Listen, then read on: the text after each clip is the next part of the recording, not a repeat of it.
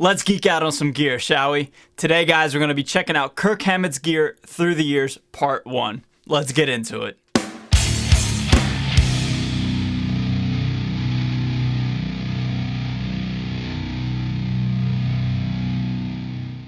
What is going on, everybody? Thank you so much for joining me for today's video. Today has to be one of, if not the most heavily requested video of all time for my channel. Guys, if you're just brand new to my channel, my name's Ray. I'm a guitar player here on YouTube, but I also do a lot of gear demos and gear reviews and gear discussions, like this video in particular, where I go through some famous rock and metal icons and their gear through the years. And today, we're checking out Kirk Hammett. So I had to split up into two videos, and today we're going to be checking out Kill 'Em All through And Justice for All.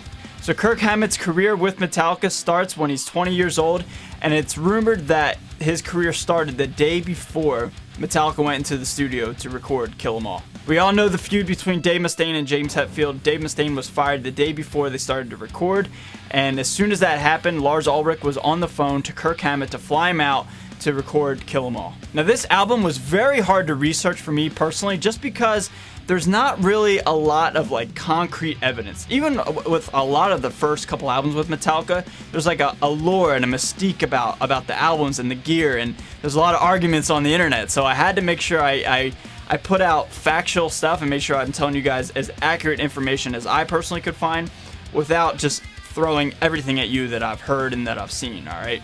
For the guitars for Kill 'Em All, Kirk Hammett had a 1978 or 1979 black Gibson Flying V with a white pickguard. Kirk himself is going on the record for saying it's either a 78 or a 79. He personally doesn't know. I'm sure he does, but in an interview that I've read, he didn't know the exact date of it, but it was a stock Gibson Flying V, and the other guitar was a white Electra Gibson Flying V knockoff, the James Hetfield white Flying V. Now, this guitar is really, really cool because this is James Hetfield's iconic guitar in the early days. He treated it as if it was a Gibson Flying V. He actually thought it was a Gibson Flying V when he traded with, with somebody else back in the day, but it wasn't. It was a knockoff. It was a copy, and it has a bolt-on neck, and that was like the telltale sign, like, hey, this is a knockoff. And it wasn't until after the fact that he did the trade that he actually knew better, and so there James Hetfield kind of got ripped off, so to speak. But those are the only two guitars used on Kill 'Em All. I thought that was pretty cool, considering now that they have a huge collection of guitars. Now, when I was saying there's a lot of lore and mystique, I'm more particularly talking about the amp.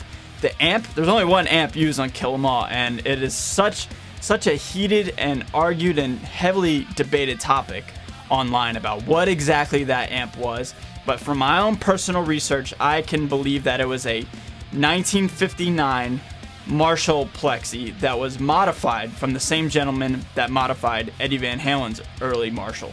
It had the Jose mod, basically. In layman's terms, it had the Jose mod. I've heard there was a tube screamer in front of it, but I do believe that it was actually a rat distortion pedal because Kirk Hammett's tube screamer at the time was stolen. Now, again, this is all based on my personal research. I'm sure somebody will disagree with me, but after spending hours and hours on the Kill 'Em All album, trying to research it, that is what I came across. Next, we move to Ride the Lightning. Now, Ride the Lightning is another really interesting time for the band because they were basically borderline homeless, and like this was like their make or break album. You know, the sophomore slump, the second time to prove again, like, hey, we weren't a fluke. Kill 'Em All wasn't just a one and done deal. There was a lot of pressure on the band, and actually they flew to Denmark, to Copenhagen, to record it. The guitars that Kirk Hammett used on Ride the Lightning, he only had 3 now. He had a red Fernandez, a black Fernandez, and again, his black Gibson Flying V. Now, there's more lore and mystique, again, with the amp used on Ride the Lightning. Again, I've seen a whole bunch of stuff on the internet, but what I've come to find out is that they didn't have a lot of gear, and there was certainly not a lot of gear in Denmark. They didn't bring any amps with them overseas, and so the people behind the scenes working on the actual album had to go out and scramble to find all the Marshalls in Copenhagen, Denmark. So the band tried out a couple Marshalls, and then they dubbed the one that they liked the best Marshall in Denmark. Now, I do believe the Marshall that they settled on was in fact the JCM 800 with a tube screamer in front of it. The album was recorded at Sweet Silence Studios, and this album was certainly a huge staple for Metallica because then it just put them on the up and up, and then it set them up for great success in Master of Puppets. Alright, Master of Puppets, the most iconic metal album of all time, arguably. This is when Kirk Hammett started to have a little bit more money, a little bit more gear, and they both, James and he, started to experiment with the different guitars and different amps and gear alike, so it really started to become a little bit more interesting.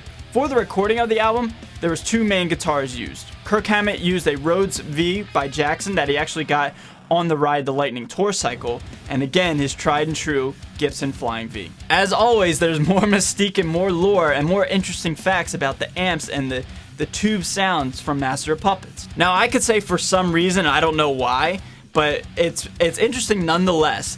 What they did was they used a Mesa Boogie Mark IIc Plus as a preamp and then slaved it into a modified JCM 800 and then used the JCM 800 solely as a power amp. So they took a JCM 800 and a Mesa Boogie Mark IIc Plus and basically combined them into one huge, awesome, unique sound. It's really, really weird. I don't know what was wrong with the power section of a Mesa Boogie Mark IIc Plus.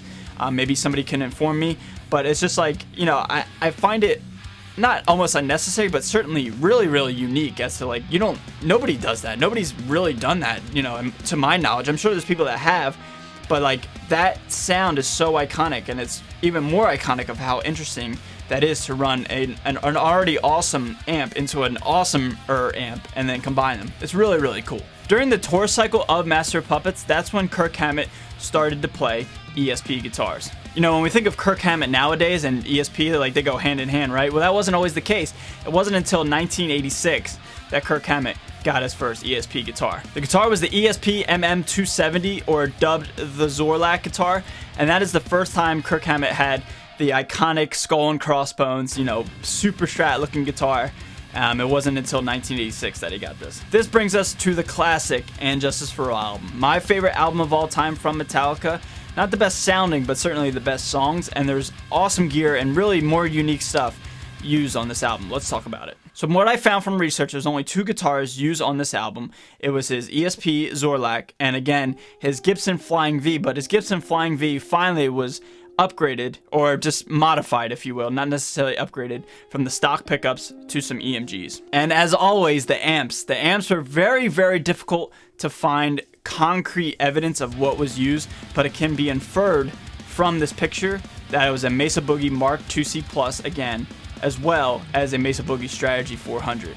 I've seen in articles and interviews from Kirk Hammett that he would just dub the amps used on And Justice for All the Boogies, but I could not really find concrete evidence as to what was exactly used for And Justice for All. So if you guys know, leave it down below in the comments. You know, I spent hours and hours on all these albums, but this was just the one that I could not find definitively what was used. But again, that picture kind of infers what was used on that album cycle. Another cool piece of gear used for the clean stuff, more particularly one that has a lot of clean stuff, was the ADA preamp. Now this is a digital modeler amplifier, but it has tubes in it, and so that was the main amp used for the clean stuff on And Justice for All.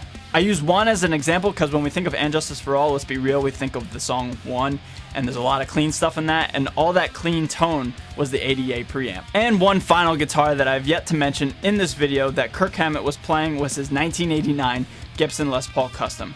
I've heard that he bought it brand new, threw some EMGs in it, and then used it heavily during the tour cycle of And Justice for All, and then it can be seen to this day, and he plays it all the time. So guys, that is part 1 of Kirk Hammett's gear through the years. Lot to get through, and I have a whole nother second half of the Metallica career and catalog to get through. So I hope you guys are on the lookout for that and stick with me for part 2. I hope you guys enjoyed this video, and leave down below in the comments who you want to see me do next. After I do part 2 of Kirk Hammett, who do you guys want me to see cover? I've gotten a lot of requests on all these videos on all the gear 30 years stuff, and I'm having a lot of fun bringing it back. I want to hear from you guys. Who do you want to see next? Leave it down below in the comments. All my social media links, albums, EPs, Patreon, which is a great way to give back to this channel, help it grow, and get your name featured in a future video, are all down below. Thank you so much for watching, guys. If you're brand new to my channel, you want to consider hitting that subscribe button so you don't miss out on all my gear and guitar related videos. I really, really appreciate it. I'm out of here, guys. Stay metal, and I'll see you guys next time.